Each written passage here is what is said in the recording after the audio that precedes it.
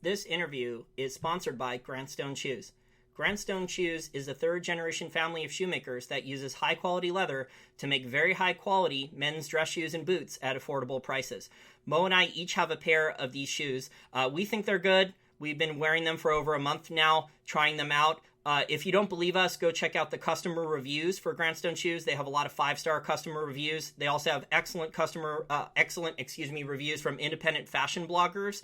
And if you like the shoes, enter promo code GOLD, that's GOLD, on the grantstoneshoes.com website for 10% off your order.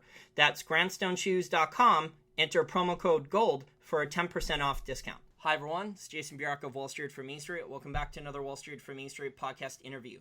Today's special guest is a returning guest. He runs the popular website Dollar Collapse. He's also written books called The Collapse of the Dollar and How to Profit from It with James Turk and The Money Bubble, and he's a former top Wall Street investment analyst. John Rubino, thank you for joining me.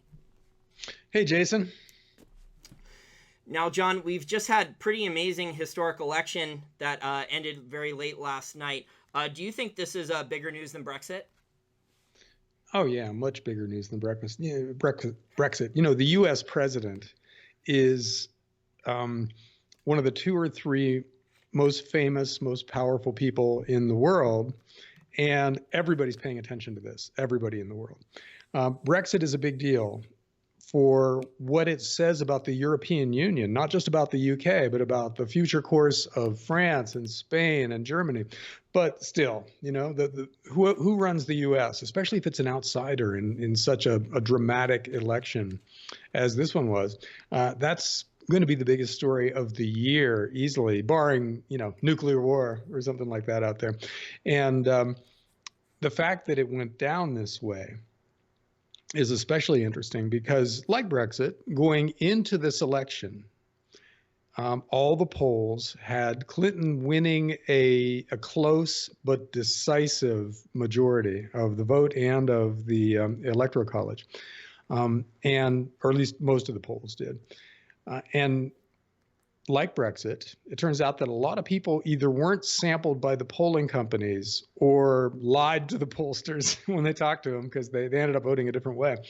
And Trump won fairly decisively in terms of the electoral vote. So the important thing to understand about both Brexit and Donald Trump is that they're symptoms of the disease. They're not the main parts of the story. The main part of the story is how frustrated so many people are around the world because the systems, as they've been set up, work for the elites and allow the 1% to basically siphon money away from the rest of us with impunity. In other words, we've created an aristocracy, not just in the US, but in the developed world in general, that doesn't have to play by the same rules as the rest of us and that doesn't suffer from today's policies the way the rest of us do. For instance, open borders is actually a great thing if you're very rich or part of the political class because it brings in lots of nannies and gardeners, you know, who will work cheap, and a lot of factory workers who can't complain about working conditions because they'll be sent back to their home countries.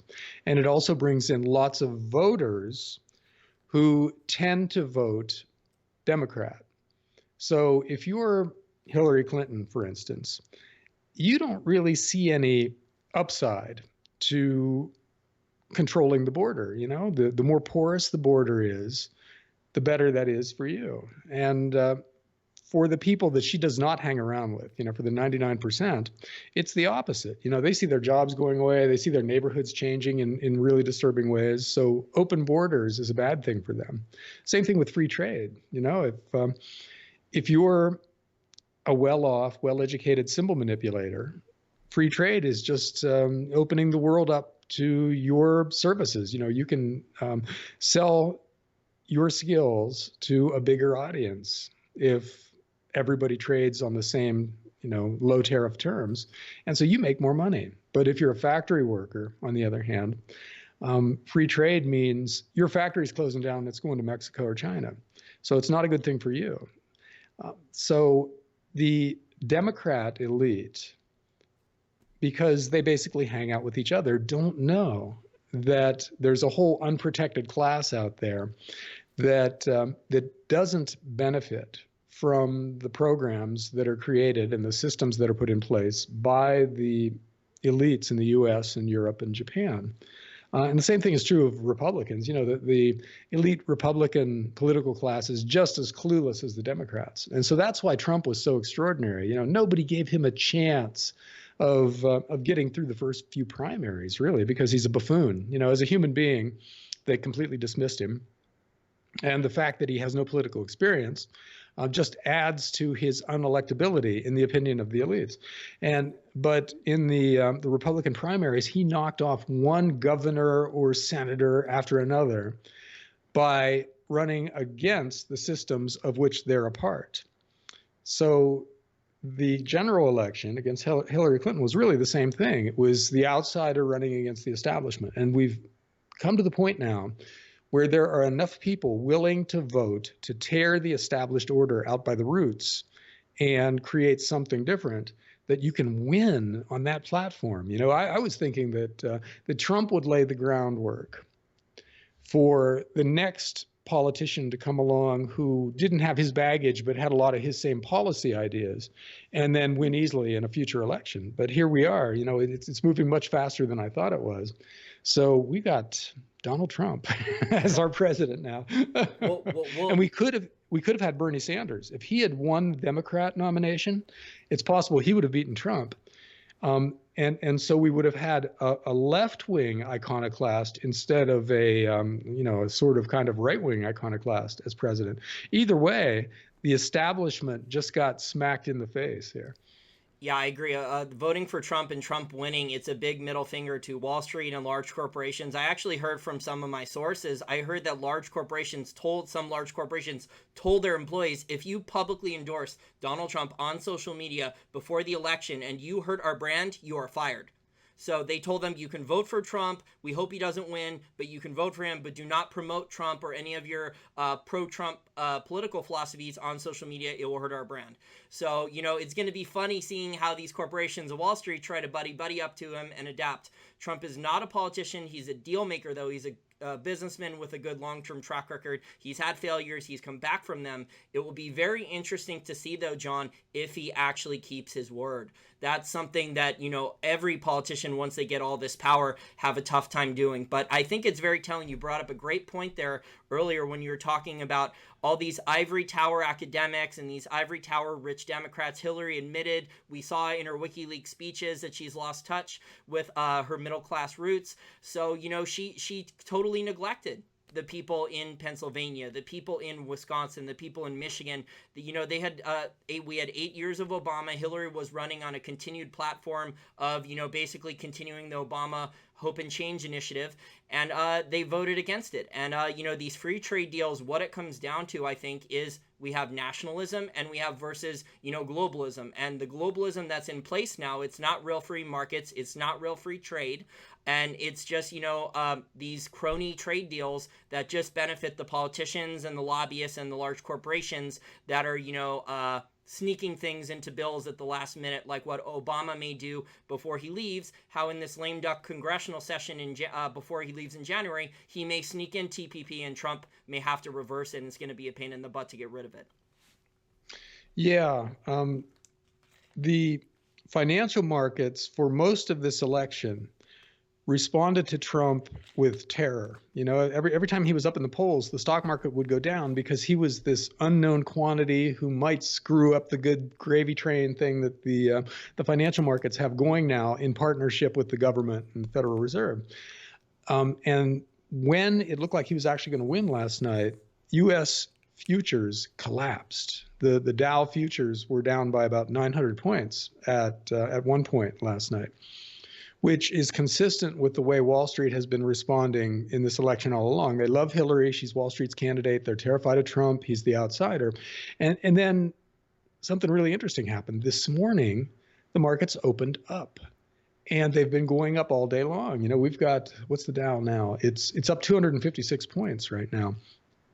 And that kind of implies that Wall Street and the corporate sector thought it over and decided that they can co-opt Trump, that they can work with him and they can keep him from doing anything serious like reinstituting Glass-Steagall and breaking up the big banks or abrogating these free trade agreements. They now seem to think that they can keep that from happening. And part of it, I think, is that the Republicans now completely control the government. They've got both houses of Congress along with the presidency. And the Republicans have traditionally been the friends of big business. So the fact that they've got a president who ran against the banks and the corporations isn't that big of a deal in light of the fact that they've got Senate and the Congress who are dominated by Republicans who they can work with. So I think the markets now are saying that Trump is a non-event. And that's going to be really interesting if it turns out to be true, because then what? You elect the most outsider iconoclast you can find anywhere and nothing happens.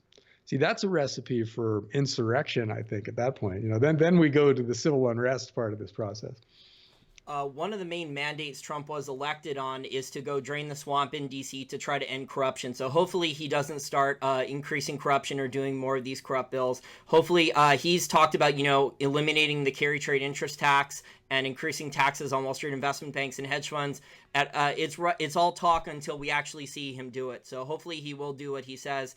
Did you hear, though, about the Wall Street floor trader? Some of them, they were actually chanting "lock her up" when they got to the New York Stock Exchange this morning. They were chanting "lock her up," and then they started also chanting "ding dong, the witch is dead." So from Wizard of Oz. But you know what? I don't think that's the widespread opinion on Wall Street, at least among the top guys at the big investment banks. They liked Hillary. They thought she was one of them and would have been very happy to work with her, just as they've been happy to work with President Obama. The big banks got bailed out, and they turned right around and paid themselves record bonuses and got away with it. And they've increased the size of their derivatives books. They've increased their share of the U.S. mortgage industry. The big banks have just gotten bigger under Obama, and they expected the same kind of environment to continue under Clinton. Now, one of the things that Trump campaigned on, and I think one of the things that had the biggest impact on his voters, was that he was going to try to make it illegal for a politician to then turn right around and become a lobbyist. Now, if he gets that, that's going to be astounding, because I think for most people in government today, they see their government job as basically just an extended job interview for the real money that comes later when they leave Congress or the Fed or the CFTC to go work for the industries that they regulated or legislated about in their government jobs. And that's where the real money comes from. They'll make some huge multiple per year as a lobbyist compared to what they made as a congressman or a regulator. And for them to step off of that gravy train, to give up that revolving door, lucrative gig that they've got, it would be shocking. So if Trump tries, I suspect he's going to get shut right down by Congress. But if he tries and publicly fails, that's when it gets interesting, because then we find out if he's serious or not. Because if he tries and fails and just walks away, that's one thing. But if he tries and fails and takes it to the people, and in the next congressional election makes that an issue, that's when it gets really interesting. So, I'm not a fan of Donald Trump right now, but if he does it that way, if he insists on a ban on the revolving door, then I think I might like him at that point.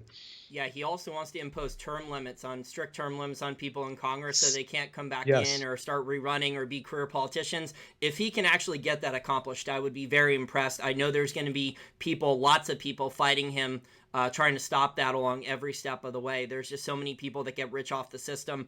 Even look at the voting results from last night. In Washington, D.C., I believe 93% of the vote was for Hillary Clinton. And there's a reason for that. They're making, a lot of these government employees are making $60,000, $70,000, some of them up to $150,000 per year. They have a pretty easy job and can't be fired. So they hate Trump. One of my buddies was online to vote in a poll, I think, in D.C. area, and he said he heard IRS agents talking in front about if Trump wins that he's going to cut back on IRS agents because, he's going to simplify the tax code and make it so poor and middle-class people, working people, they only have to file a 1 or 2 page tax return. So then you're not going to need all these IRS agents because it's going to be very simple to pay your taxes and you're going to pay less taxes. And so, when, what's the Upton Sinclair vote?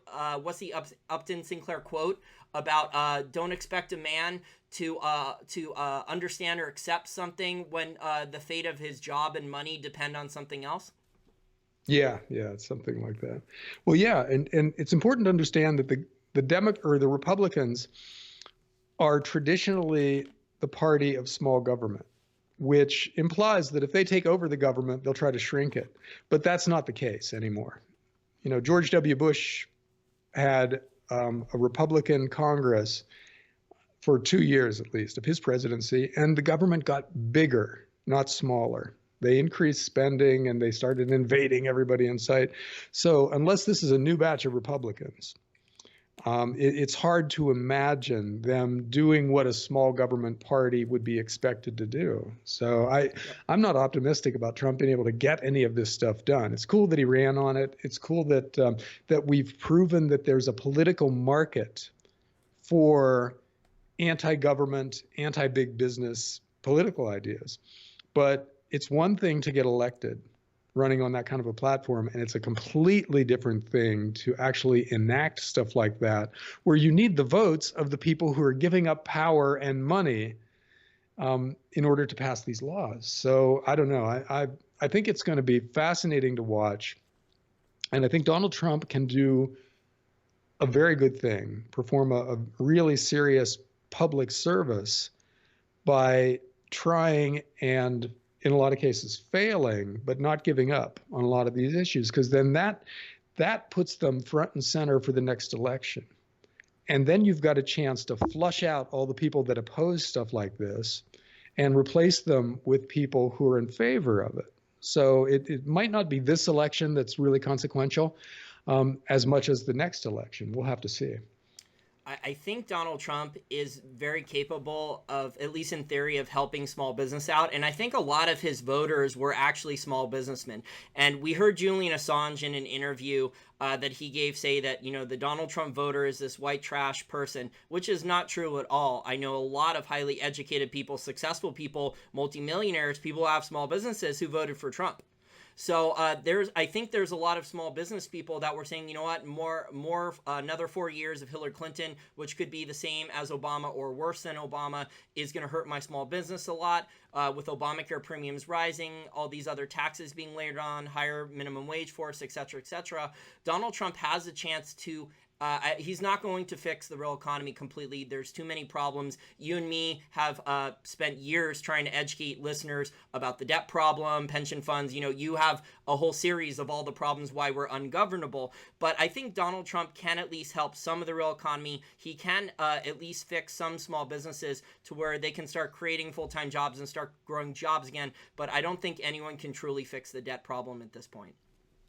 Well, yeah, that's the other thing. We're talking about, what this politician is going to do and what that one would have done.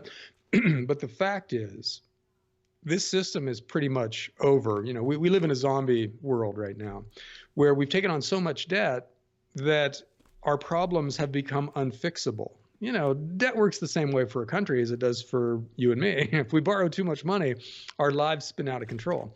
And so right now we've got the entire developed world plus China in that boat, where we spent 30 years borrowing more and more money year after year after year until our problems are unfixable. We cannot get from here to a sustainable, organically growing economy in which debt levels are reasonable and people just use borrowed money for productive things. We can't get there without some kind of horrendous pain. We either have to have a 1930s style depression, so to get rid of the debt through default, or some kind of a rapid increase in inflation to get rid of it by devaluing the currency.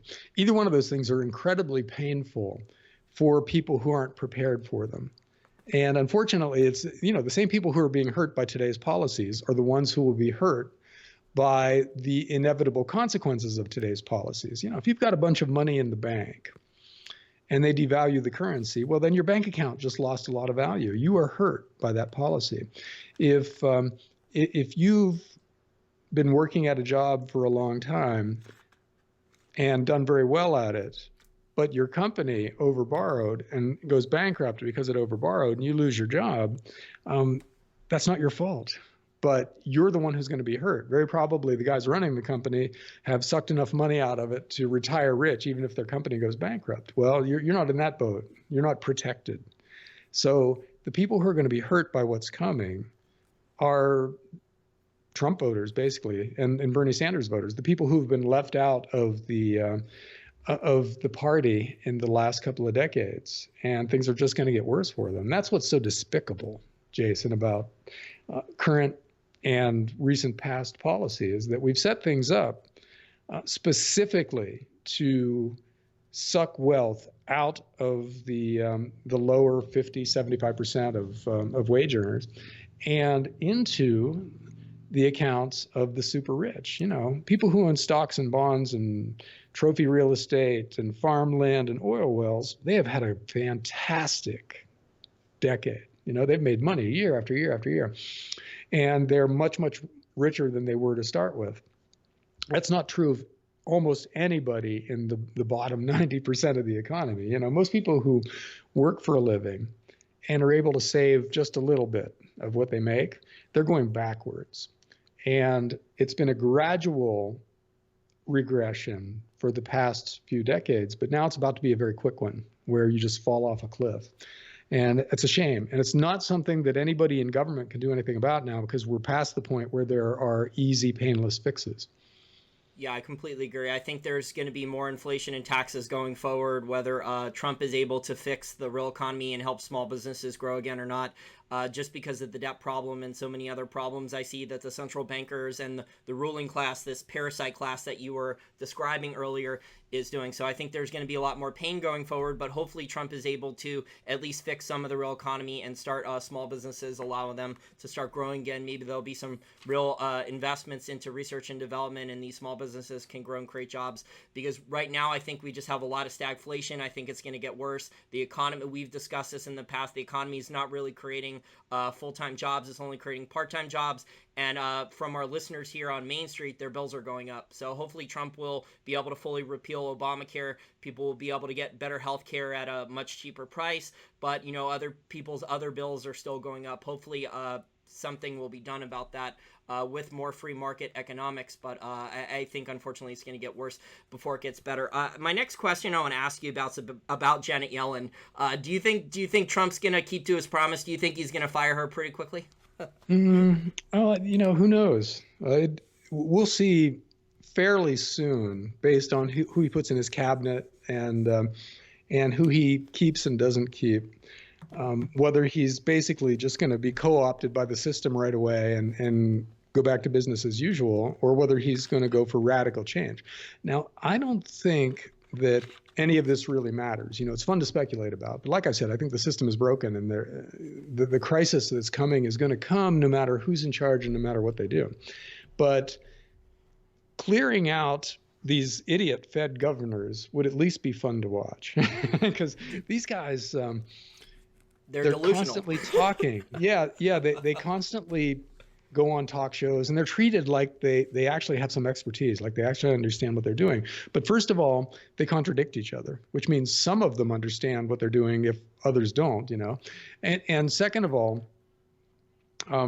they all seem to be operating with this flawed Keynesian model that says new debt is always a good thing, no matter how high it is, no matter how much you have to borrow to generate a given increase in employment, for instance, or a given change in price levels. It doesn't matter. As long as you're generating that rise in aggregate demand, as long as people are buying more stuff, it doesn't matter how much you have to borrow to get that. I agree. They also remind me of, that one family member where they were always coming up to you and asking you to borrow money. It's for like a scheme. It's for like, oh, it's a get rich quick scheme, or, they have a gambling debt. It seems like these PhD economists who come out with policy ideas, and the white papers are coming out with, they're just crazier and crazier, whether it's in India, them talking about banning cash now. I think they banned the equivalency of $100 bill over in India. It's just crazier and crazier. It seems like, John, that they just, when something doesn't work, oh, we just didn't do enough of it, we have to double down even more. That's like their solution to every problem. Well, yeah, I mean, they have the one tool, which is easy money. And for them, it's only a question of how much easy money. So if $10 trillion didn't work, well, then the obvious solution in their analytical framework is to double the amount. We'll do 20 trillion. And at some point, you've created enough new currency and enough new credit that you start getting what you want. That's how they think. But of course, the consequences of that $20 trillion of newly created currency in the system or the new debt that you take on by running huge deficits, that's not part of their analytical framework. There isn't anything in their model that flows those consequences through to some outcome. So they just don't see it. They have this gigantic blind spot.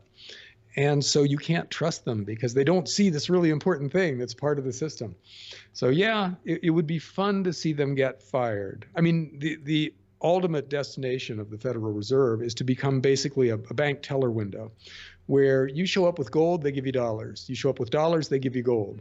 And that's their whole job. That in a well-run society, that's what they would be doing now. And in the future gold standard monetary system that we're going to have eventually, because there is no alternative, that's what the Fed will do. And then these guys won't be world famous people with books written about them and multi-million-dollar hedge fund contracts after they end up at the Fed. It won't be like that anymore. They will be clerks, which is commensurate with their intellectual development, as far as I can tell. Janet Yellen, did you see that Janet Yellen filed her financials either earlier in the year or last year? And if she does get fired, she's not going to go broke. I think she has, just from herself, not counting her husband, she has 2 or 3 pensions from previous jobs, from as an academic PhD economist and as a different job at the Federal Reserve. So she has multiple pensions already that she's getting checks from, even if she gets fired from this one. And then, there's going to be the speaking fees, the consulting fees that Alan Greenspan and Ben Bernanke are also getting as well. Well, that's what I was saying. The real money comes after you leave your government job. When somebody will pay you $100,000 to make a speech, you're one of the 1% at that point, because that's serious money for one day's work, right? Yep. And that's even more than you make, probably, Jason. Well, didn't David Einhorn pay Ben Bernanke like $250,000 for a couple hours for dinner, where he could ask him any questions, like a one-on-one dinner? Did he do that? If Einhorn did that, he probably did it just so he can torment Bernanke, and ask him hard questions that Bernanke can't answer. Which, if you got a lot of money, that would be one fun way to spend it. Now, the elites are probably trying, like you said, to co-opt Donald Trump, to get him to play ball, to compromise and do deals, maybe make him corrupt, offer him, some type of deals, or get him to be morally compromised or whatever. But do you think if he won't play ball and he tries to actually do his job and end corruption and fix the economy, do you think at some point they're just going to say, have the Federal Reserve and the central bankers, allow a short asset price crash in the stock market or something else, so we can blame it on Trump, even though, it's obviously not Trump's fault, but he would be a very convenient scapegoat then, so they could limit the damage he does to their plans for, their nefarious plans that George Soros and others have to only one term. Yeah, well, what you're describing is a false flag. And that's one of the big risks going forward in a lot of different areas of life. For instance, if we try to rein in the NSA and force them to stop spying on all of us so unconstitutionally, What's to stop them from engineering their own terrorist attack and blaming it on the fact that they weren't able to access the phone records of the terrorists, something like that. And same thing in the economy, where if somebody tries to make serious changes that threaten Wall Street or some other aspect of the military industrial complex, it's completely possible and conceivable that they would engineer a financial crisis as a way of discrediting the people who are trying to reform them. Yeah, that's just the thing you have to live with when the guys in charge are so powerful that they can get away with stuff like that. So yeah, that's completely possible. Whether it'll happen in any kind of guaranteed way, who knows? But it's certainly something that you want to pay attention to. Like when that kind of a crisis happens, if it happens in the midst of some kind of a reform effort, then you do want to be suspicious and you want to think about who benefited from it, really. And it's a shame that we have to think in those terms, but the past behavior of the U.S. government kind of forces us to. When you look at the seemingly dozens of times that we've done stuff like that in the past and lied about it, the next time around, you just have to take whatever the government says with a grain of salt. Yeah, I agree. And the mainstream media is not doing its job either. They're not being the fourth estate. They're not being the watchdog to protect the people. They're, in cahoots with large corporations and the government. And, they had their chosen one candidate with Hillary Clinton. You brought up the NSA and false flag. There's actually speculation, John, among a lot of people with good sources that the U.S. intelligence community was the one who gave Julian Assange all the Podesta emails. So, honest patriots who didn't trust Hillary Clinton because of how grossly negligent she was with her classified or top secret or higher information, they hated her for that. So they didn't want to see her president. So they gave Julian Assange of WikiLeaks all that information to leak out to the public. So, there probably are still some good people in those agencies. Obviously, I think we've seen, unfortunately, with James Comey of the FBI and Loretta Lynch of the Department of Justice, I think there's a lot of corruption there. Hopefully, Trump replaces them with good, honest, hardworking officials who will prosecute, who will indict. And we can start to clean out our government and move forward because I think, like you said earlier, there is no avoiding any pain. It's a question of, are we going to have a collapse in the short term or is it going to be a lot larger in the long term? But I would like to see government reduced. I would like to see more honesty and transparency in government. And I think, WikiLeaks in the past, the mainstream media would have done WikiLeaks' job. But now WikiLeaks is doing the job, unfortunately, that the mainstream media used to do. Yeah. Well, Jason, I just have another minute, but let me add to what you said there, that there's this lament within the mainstream media that there's no budget left for investigative research anymore. And that's true. CNN or someplace like that, they can't afford to send people out into the world to do really deep dive kinds of research. But at the same time, technology is fulfilling that role. WikiLeaks has done more investigative research just by sitting there and being open to taking files that people download from their employer or the government or whatever and releasing it. They've done more good investigative research than the Washington Post has ever done in its entire history. So I think that technology is on a really hopeful trend line as far as exposing a lot of the stuff that people used to get away with. Yeah, I agree. There's good and bad things about the new technology. Obviously, it's increasing spying, but it could also be used for good things as well with more transparency. So, John, I really enjoy your short little podcast that you've been putting out. I think it's good little updates, and you do good work with your articles. Tell our listeners where to find your articles and your podcasts and also your books. Sure. I run dollarcollapse.com, and it's basically set up to track the things we talked about today. My most recent book is The Money Bubble, co-written with Gold Money's James Turk, and that's available on the dollarcollapse.com website or on Amazon. Okay, great. And your podcast, how can our listeners subscribe to that if they want to, the short one? They're there too. You can just get them on dollarcollapse.com or send an email to the contact email address on Dollar Collapse, and I'll put you on the mailing list.